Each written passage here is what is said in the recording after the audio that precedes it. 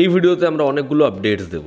প্রথম যেটা আপডেট সেটা হচ্ছে এবছর দুর্গাপুজোয় আমরা জানি বড় ক্ল্যাশ হবে রঘু ডাকাত এবং রক্তবীজ 2 এর মধ্যে। রক্তবীজ 2 এর কাস্ট শেষই হচ্ছে না। আমরা জানি সেখানে আবির রয়েছে, মিমি রয়েছে, সেখানে অঙ্কুশ রয়েছে, না আরও নাম অ্যাড হবে। এখানে অঙ্কুশের সাথে রোম্যান্স করতে দেখা যাবে কৌশানীকে।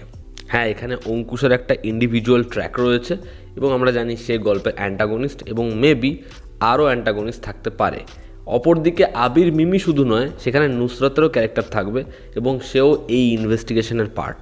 তা বোঝাই যাচ্ছে রক্তবীজ 2 কত বড় স্কেলে আনছে শিবপ্রসাদ নন্দিতা রায়।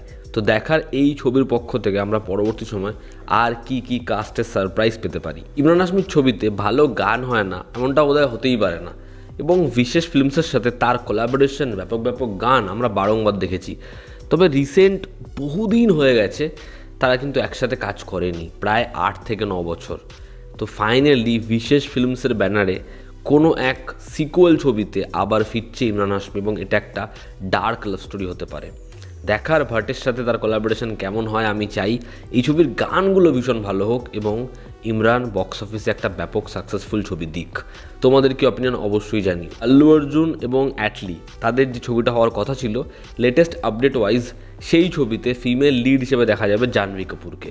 দেখার জাহ্নবীর ক্যারেক্টারটা হয় কেমন, জাহ্নবী কি একটু বেটার পারফরমেন্স দেয় এই ছবিতে। এলসিউর অরিজিন ছবি, লোকেশ সিনেম্যাটিক ইউনিভার্সের অরিজিন শর্ট ফিল্ম ছবি, সেই ছবিটা রিলিজ হতে চলেছে 14ই মার্চ এবং এই ছবির রান টাইম হবে 15 মিনিট থেকে 20 মিনিটের মধ্যে। লোকেশ নিজে ছবিটা পরিচালনা করছে।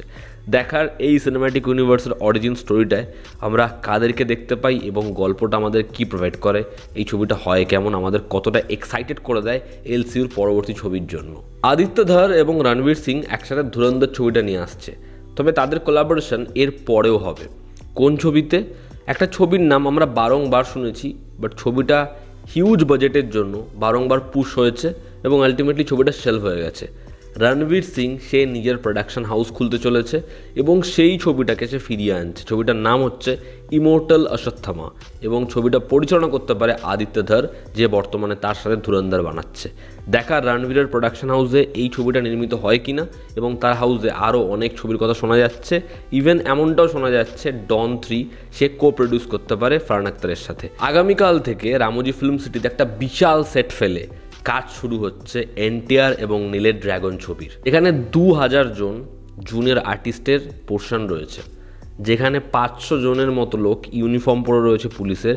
সেই পার্টিকুলার সিকোয়েন্স একটা হিউজ ক্রাউড, একটা হিউজ সেট আপ দেখানো হবে হয়তো, এবং ছবির টাইম লাইন 1950 থেকে 60 সালের মধ্যে চলবে। তো এই ছবিটা একটা হিউজ বাজেটের ছবি। আগামীকাল থেকে কাজ শুরু হচ্ছে রামোজি ফিল্ম সিটিতে। তো দেখার এনটিআরের ক্যারেক্টারটা কেমন হয় এবং নীল এনটিআরকে কীরকমভাবে প্রেজেন্ট করে, এই ছবিটা বক্স অফিসে কি রেকর্ড বানায়। ঋষভ শেট্টির ম্যাগনাম অপাস, মানে যেখানে সে অভিনয় করছে, পরিচালনা করছে না, সেই ছবিটা হচ্ছে ছত্রপতি শিবাজি মহারাজ পার্ট 1। এই ছবিটার রিলিজ ডেট তারা ঘোষণা করে দিয়েছে। এখানে মা জগদম্বার মূর্তি ড্রপ করে, যেখানে শিবাজির যে ক্যারেক্টার সে তার স্মরণে এসেছে। পোস্টারটা সত্যি ব্যাপক লাগছে। এখানে মায়ের যে মূর্তিটা সেটা অভাবনীয়। এই ছবিটা আসছে 2027-এর 21শে জানুয়ারি। দেখার এই ছবিটা বক্স অফিসে কি রেকর্ড বানায়। স্পিরিট ছবিটার মিউজিক ডিরেক্টর হর্ষবর্ধন মাহেশ্বর, এটা নিয়ে আমরা আগে আপডেট দিয়েছি এবং এই ছবির যেহেতু প্রি প্রোডাকশনের কাজ মোটামুটি শেষ, এই ছবিতেও সন্দীপ রেড্ডি ভাঙ্গার প্রিভিয়াস ছবিগুলোর মতো 6 থেকে 7খানা গান থাকতে চলেছে এবং গানের লিরিক্সের কাজ অলরেডি শুরু হয়ে গেছে।